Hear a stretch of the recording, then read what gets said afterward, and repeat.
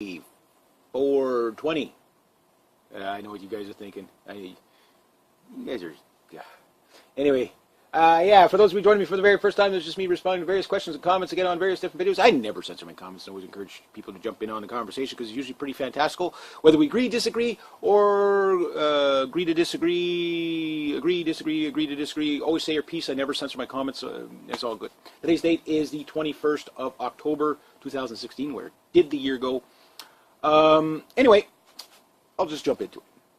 I think it's more like these liberals hug crocodiles, got their dicks bitten off. Maybe maybe this hug a crocodile will become a catchphrase for description how idiots, libtards, allow their own culture and lifestyles to be displaced and destroyed.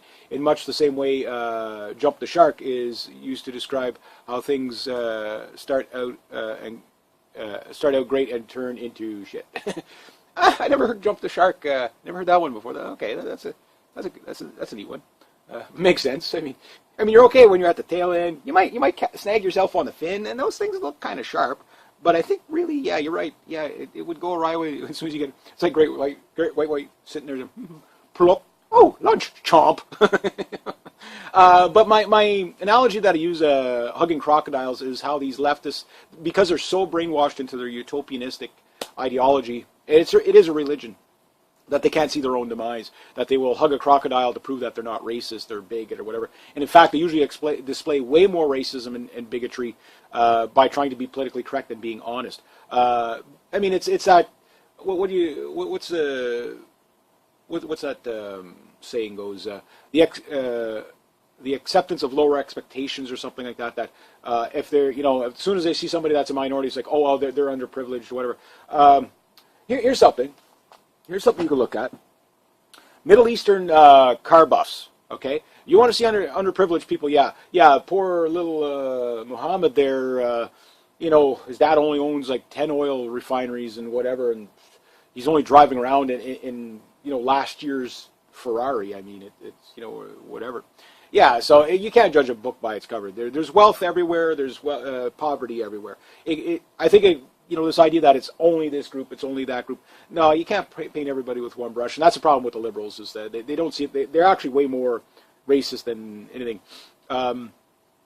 Yes, there are trends and stuff like that, but there's always exceptions to the rule too. So you really have to take it person by person.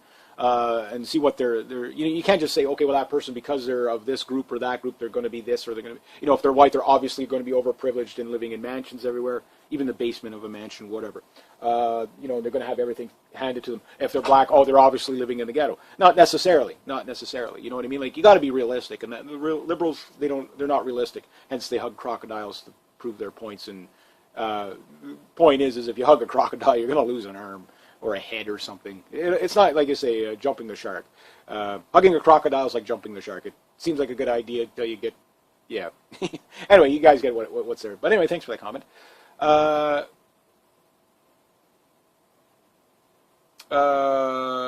You predicted some of that. I was on the progressive side and slowly realized I am becoming a nationalist and sort of extremist. It has stopped thanks to your vids. I kind of have a clearer picture. Well, that's good. Look, like when I say I'm a nationalist, a Canadian nationalist, I'm not a 1933 Germany Sieg Heil Nazi or anything like that. I love my country. I love the history of my country. And if you follow some of my vids, you see me going to like little towns here and there. For example, last night I was up in Ladysmith and I had some of their hot wings. Sorry, I had sweet and sour. I didn't go for the hot this time. I just the lady said sweet and sour, and I said, yeah, that would sound really good with the wings, and they were so freaking good. Anyway, but yeah, so like these little towns like this, like that, there was a German settlement there that came about when Germans had a trade deal with Canada years ago, a couple of, like back in the 1700s, and they needed masts for tall ships, and Canada was logged a lot for just the masts and the tall ships, these big gigantic jack pines we got there. Like, there's no branches for the first 150 feet, like they're that tall. They're like 300 feet tall, like they're just huge. Some of them are only about that wide, or maybe a little bit wider. But they just grow so tall, and people settled here because they loved the country so much, and then a whole community was built out of that. So you got the German settlement and the Dutch settlements. And then everywhere around is native Irish French, that type of thing, and then British, like that type of thing. So you had all these people that came here, they built the culture, and now everybody's kind of talks about, oh, well, my great-grandfather, oh yeah, he knew your great-grandfather, and they worked in the bush camps together, and people know their history. We're what you call old stock Canadians, and that should be preserved. This idea of bringing in 250,000 people per year, last year was 300,000, more than 250,000 people, and with Justin Trudeau, there's pretty much going to be limitless. He's talking about 500,000, so it could be even more than that. It's not sustainable, and it erodes the heritage. Because it can't be preserved fast enough. You're just bringing in other people just too fast. So it's not a matter of being racist, bigoted, and stuff like that. You have to look at it. There is no sorries that need to be given for trying to preserve your own. There is no sorries that need to be given that you're trying to preserve your country and your culture. It is what it is. Other people come in with their culture and bring their culture with them. Which, okay, fine. There's no problem with that in low numbers. But that said, they're not giving up their culture to integrate to your culture, which with immigration, integration is the most important part, or else you're going to have what you're seeing in France and Germany. And I mean, right now, France is just, there's, I don't know what the hell's happening there, like almost riots on a daily basis in the Muslim communities, right? Because, and it's not all the Muslims, sure, I get that, but when you bring in people that are unvetted from a war-torn Mad Max kind of world, that's never I mean, none of these guys that are in their 20s have ever seen stability in their life. They're coming from the most, destroyed parts of the world. Now, is that what you call blowback? Yes, because of the U.S. occupations everywhere. But I think that's going to come to a halt at some point, one way or another. It's either going to come to a halt violently or passively, depending on the U.S. election, I think. If Trump gets in, I think a lot of these wars are going to, just get out of the Middle East. Non-interventionism is what, just let them work it out themselves. We should have never went in the first place. And put those people in jail for sure. For creating all this death and destruction and stuff like that. But meanwhile, we need to preserve ourselves and take action. And if you can't win the country, you can win the community. Keep that in mind. And I think that's what's going to happen is you're seeing white flight all over the place because people don't want all this diversity. And it's not because they're racist and bigoted. It's because they have cultural differences. And cultural differences aren't good. They're not bad. They're just differences. And not everybody wants to live in the same kind of culture. That's not, again... the proof is in the pudding. The people coming in don't necessarily want to be Canadians. They don't want to turn into Canadiana. They want to just take this country and uproot it and put it over here and have their own little community and speak the old country language. So they're not really and to say that, oh well, we can't tell them no. Well, that's ridiculous. No, you should have a very strict rule. When you come into Canada, look, Japan does it. In Japan, you have to take like a 6-month course to become just to be eligible to become a citizen. You integrate with Japanese society. You learn their customs and stuff like that. And Japanese society, I don't think would be easy to integrate into because they got a lot of subtleties that you got to learn, that type of thing. Canadian society is pretty forgiving, but when in Rome, you have to do as the Romans, and that's what people are asking for. Next one goes, Reg, seriously, you need some marketing, advertising, or better yet, start running as an MLA for your district. Cheers, brother. Yeah, I don't know what I'm going to, I need to, I don't want to run, I need a party. I need a nationalist party. That's what I need.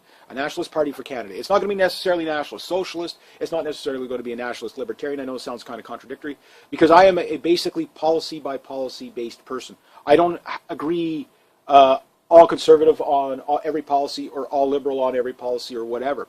I am what you would call mostly moderate, and I do like to deregulate things that don't need to be regulated.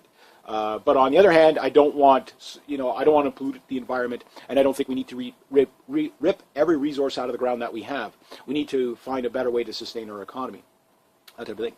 But that said, you want to make an egg, you got to break an omelet. We're going to have to do some stuff. So I'm more of maintain what we got than, and build a better quality of life for the people that are here. Don't need to really kick anybody out unless they're doing something stupid, but we don't need to bring anybody, we need to cut off mass immigration. I think that's 90% of people would probably, or at least 70% of people in Canada would agree with that, immigrants included. We don't need any more. There's just not enough good jobs and stuff to go around, that type of thing. So I'll leave it at that. So if you like this kind of content, please consider making a donation to the channel. Links down below. Thank you so much to everybody who has. Next to that, rate, subscribe, share, comment, like, be true to yourself, be true to others, always do the right thing, and have yourselves a great day. Hey, and welcome. All right, Q&A 420. I know what you guys are thinking. You guys are, yeah. Anyway, Yeah, for those of you joining me for the very first time, it's just me responding to various questions and comments again on various different videos. I never censor my comments. I always encourage people to jump in on the conversation because it's usually pretty fantastical. Whether we agree, disagree, or agree to disagree, agree, disagree, agree to disagree, always say your piece. I never censor my comments. It's all good. Today's date is the 21st of October, 2016. Where did the year go? Anyway, I'll just jump into it. I think it's more like these liberals hug crocodiles. Got their dick bitten off. Maybe maybe this hug a crocodile will become a catchphrase for description how idiots, libtards allow their own culture and lifestyles to be displaced and destroyed. In much the same way, jump the shark is used to describe how things start out great and turn into shit. I never heard jump the shark. Never heard that one before. Okay, that's a neat one. Makes sense. I mean, you're okay when you're at the tail end. You might snag yourself on the fin, and those things look kind of sharp. But I think really, yeah, you're right. Yeah, it would go awry as soon as you get. It's like great white sitting there, plop,